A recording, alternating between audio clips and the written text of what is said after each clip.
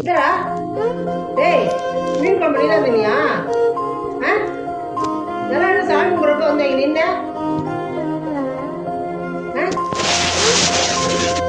சோறு பழம் நவுத்தி ஜில்லு போட்டு தண்ணி வச்சு எட்டி எடுத்துருக்குமா? என்ன தம்பி எடுத்து சாப்பிட்டியா? எடுத்து சாப்பிட்டியாயா மீன் குழம்ப? எடுத்து சாப்பிட்டியா? மூக்குல மீன் முள்ளு ஒட்டி இருக்கு.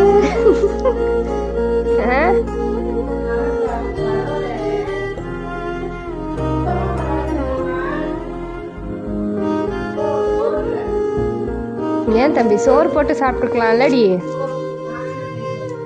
ஏண்டி அப்படியே மீன் குழம்பு மட்டும் தின்னா எப்படி?